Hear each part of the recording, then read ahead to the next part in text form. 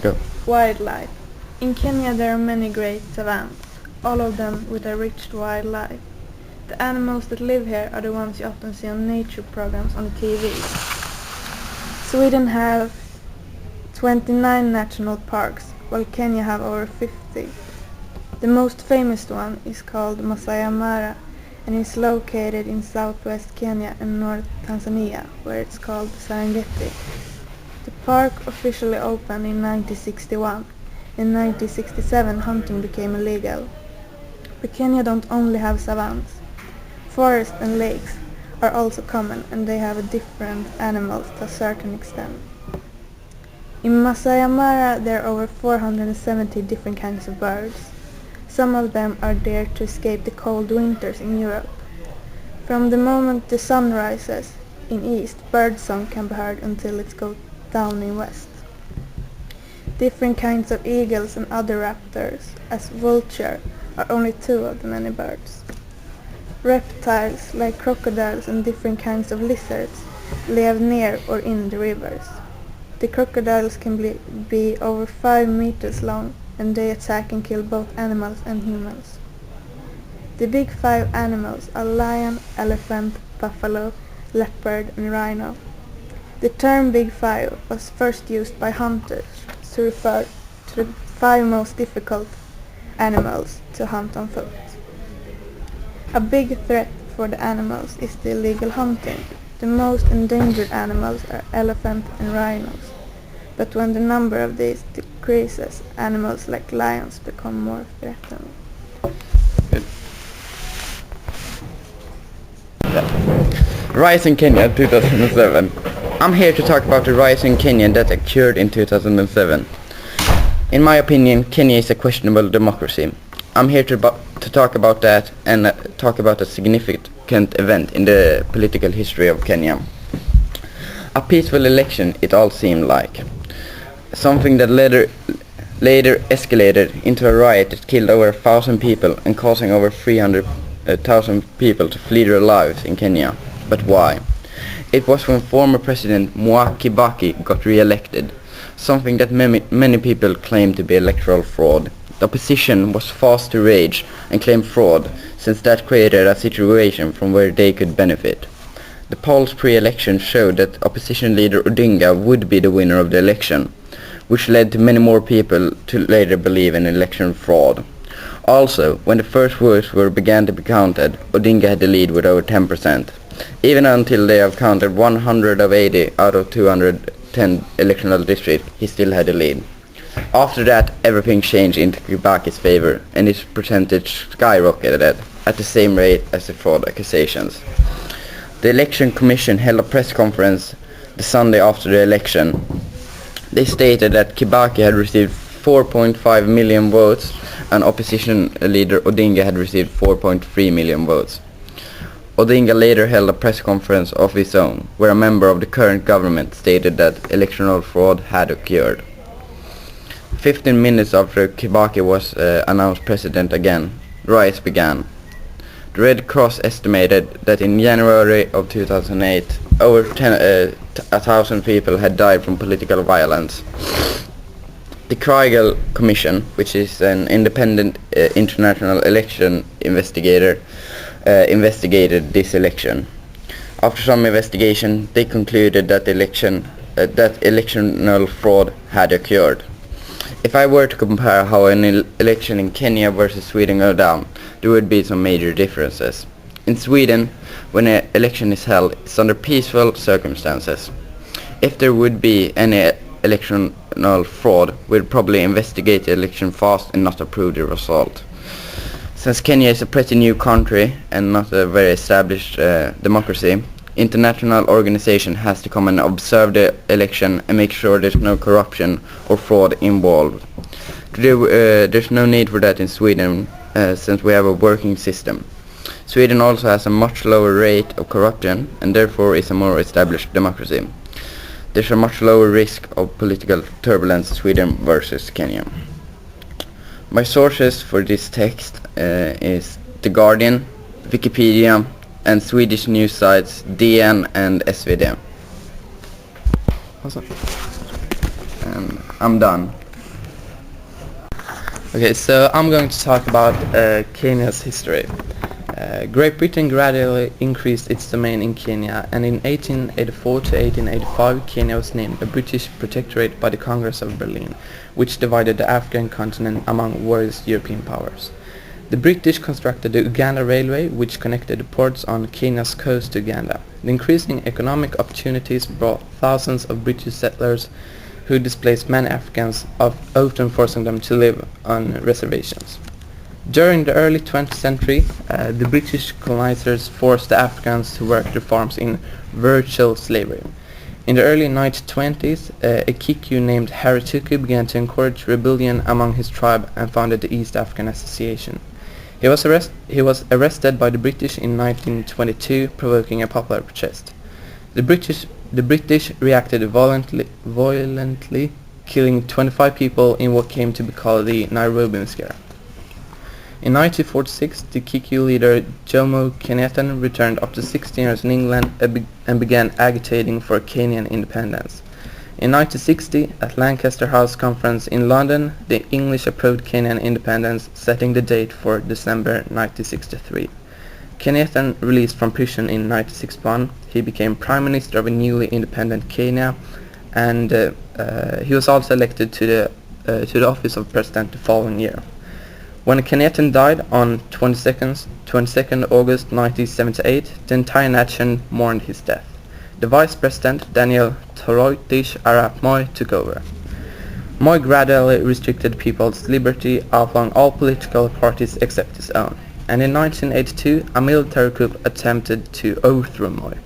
The coup was unsuccessful, and the president responded by temporarily closing the University of Nairobi, shutting down churches that dissented from his view, and giving himself the power to appoint and fire judges. Pro-democracy demonstrators in the early 1990s were put down by military troops, and the leaders of the opposition were thrown in jail.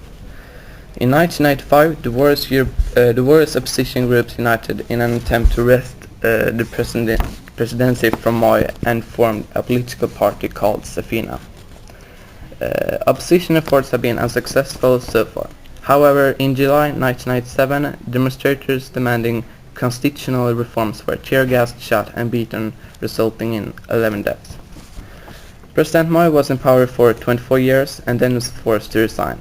And during almost the entire 90s and 20s, there's been a very unstable time in Kenya. For example, Al-Qaeda operated a bomb attack against the U.S. embassy in Nairobi year in 1998. And this attack killed over 200 people and injured thousands. In year 2002, Kibaki became the new president of Kenya. He ruled the country for 11 years, and then he was forced to leave the power in 2013.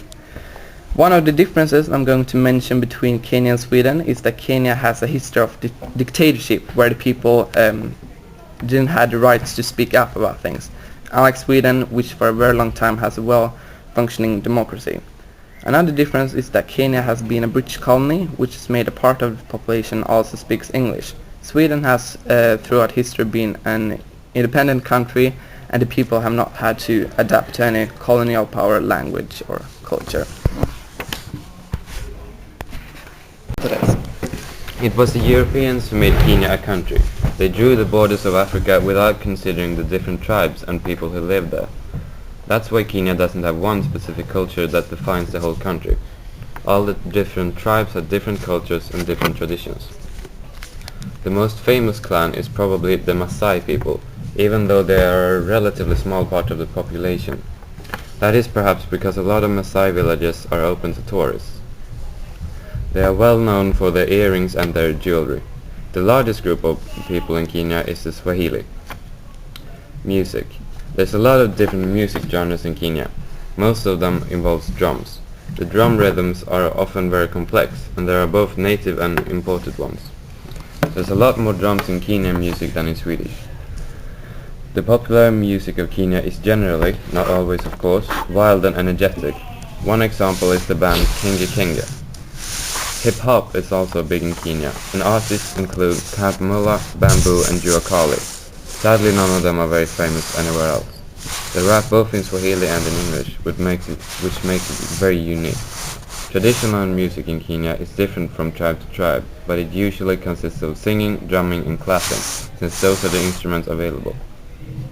There is, however, a traditional string instrument used by the tribe Luo, which is called a nyatiti. It resembles a lyre with 8 strings. Even though the instruments in Kenyan folk music aren't very complex, it actually sounds very cool. Literature. Kenya has a long oral and literary tradition. There is, however, not many Kenyan writers who are famous in the Western world. This is not due to them being bad, it's just that we in the West don't read a lot of African literature. The best known one is Ngugi wa Thiong'o, who was a serious contender for the Nobel Prize in 2010. His first novel, Weep Not, Child, is one of the most celebrated books in Africa. It was also the first book in English to be published by an East African. Another famous book from Kenya is The In-Between World of Vikram Lal, which won the Giller Prize in 2003.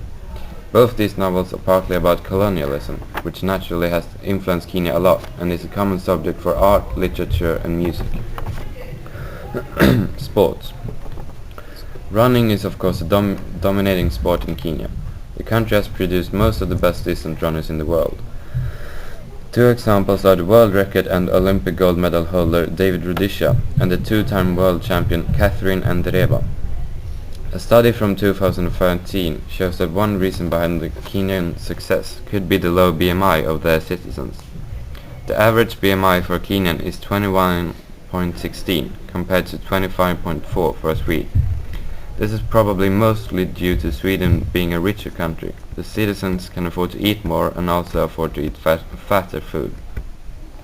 Another reason to their superiority is the amount of exercise Kenyan kids get. They average 7.5 kilometers a day, running or walking. The Swedish kids are a lot more comfortable and use cars or public transports instead. If you are very thin and very fit, you are probably a good distance runner.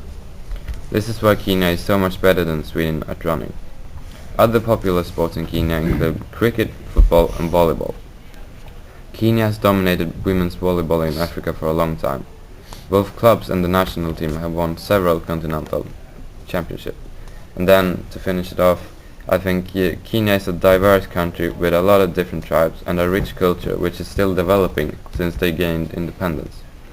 I think and hope that we will see even more athletes, musicians, writers and artists from Kenya in the future, and that people in the West will hear even more about Kenyan culture. Okay.